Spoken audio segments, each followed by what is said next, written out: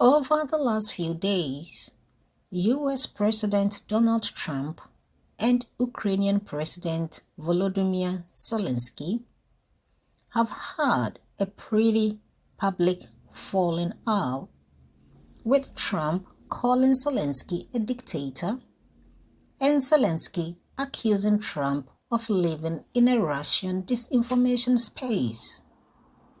Hello and welcome again to the Geopolitics podcast. Geopolitical Queen here with today's episode on why President Trump's rare earth deal with Ukraine doesn't make sense.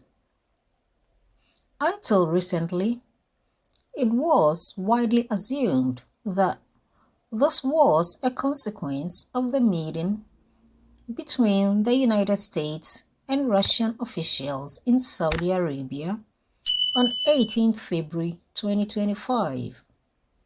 But while that meeting obviously didn't help in the last few days, there has been some suggestion that quite a lot of Trump and Zelensky's falling out has actually been a prospective mineral deal that will see the United States get preferential access to Ukraine's mineral reserves.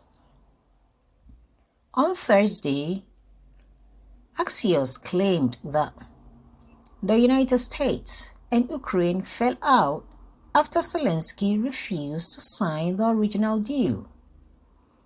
And a few hours later, Mike Waltz, the U.S. National Security Advisor, publicly urged Zelensky to take quite a hard look at the proposed deal. So what was this deal about? According to Ukraine's own geological survey, Ukraine has large underground deposits of some metals including titanium, graphite, lithium, and uranium, as well as a handful of rare earth reserves. However, these deposits have not undergone any significant exploration or development. Ukrainian officials claim that there are some of the world's largest deposits of titanium which are used for missiles, planes, and ships, but only 10% of its proven reserves are being developed. So why haven't these reserves been developed till date, as anyone would ask? Well, according to these officials, they are claiming that this is partly due to during the Soviet and much of the post-Soviet era, Ukraine didn't receive enough investment. Thus, from 2010, Ukraine began drawing up plans for it, as in offering foreign investors tax breaks and investments, rightly including a major oil and gas privatization efforts. These unexplored mineral wealth has apparently drawn Trump's attention, and Ukraine and the US are now negotiating some sort of deal that will give the US and its companies privileged access to these deposits. The New York Times actually reported that Ukraine actually refused to sign a mining deal with Biden so that they could use it as leverage over Trump. Initially, it looked like this strategy had worked. But in early February 2025, Trump seemed to imply that he'll be happy to continue supporting Ukraine in exchange for access to mineral wealth, saying, quote, "They are going to secure what we have given them with rare earth and other things," unquote, and that he expected $500 billion worth of rare earth minerals.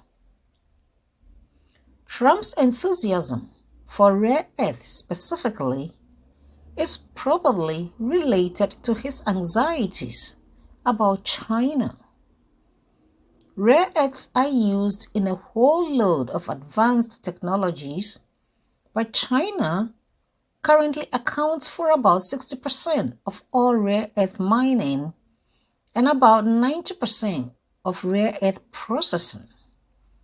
However, it seems like the deal collapsed when Treasury Secretary Scott Bessent visited Kiev to sign it off. Apparently, Zelensky decided it was too one-sided to get through the Ukrainian parliament and was disappointed that it wasn't accompanied by any U.S. security guarantees. This would be consistent with a slightly astonishing report from The Telegraph, which published parts of the original draft agreement. According to that draft agreement, the U.S. would get 50% of recurring revenues received by Ukraine from extraction of resources and 50% of the financial value of all new licenses issued to third parties until it had received $500 billion anyway. This, in Zelensky's opinion, was more than the $175 billion the U.S. has so far spent on Ukraine. But this agreement wouldn't just cover metal reserves. It also covered oil and gas ports and other infrastructure as agreed upon. The U.S. would also get to decide who got those licenses and the terms of any future projects, with the draft also stating that the agreement should be governed by New York law without regards to conflict of laws and principles. The government of Ukraine was supposed to waive sovereign immunity with respect to its liability.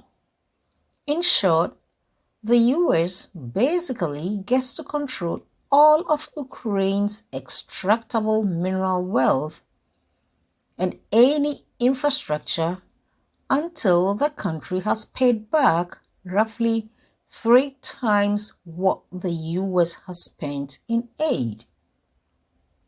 This is why the Telegraph describes it as, quote, "the economic colonization of Ukraine in legal perpetuity," unquote. Perhaps more importantly, though, it's not clear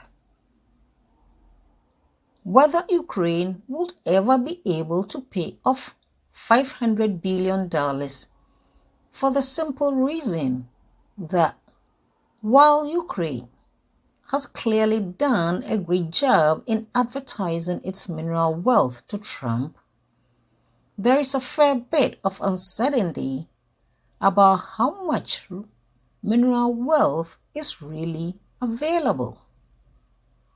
Ukraine actually has massive numbers being bandied around. At the moment, Trump claimed Ukraine had $500 billion in rare earth alone. The New York Times put Ukraine's total mineral wealth at $11.5 trillion, while the Washington Post put it at an astonishing $26 trillion. But honestly, none of these numbers seem remotely plausible. Also, while it is true that Ukraine has pretty substantial lithium and titanium reserves, neither of these metals are really that expensive. The price of lithium has fallen by more than 80% in the past 2 years. It is not even clear if Ukraine is that well endowed, and it comes to include other things as in rare earth, while the Ukrainian Geological Survey claims some rare earth deposits are really in Ukraine. The US Geological Survey doesn't list Ukraine as having any reserves of the 15 key rare earth elements. In fact, the former director of the Ukraine Geological Survey said recently that there has been no modern assessment of rare earth reserves in Ukraine, and that estimates were based on old Soviet-era studies. This speaks to a more general truth about rare earths contrary to what the name suggests. They are not actually what the rare geologically sense is. The issue is mainly that their extraction is severely polluting and their value is massively overhyped.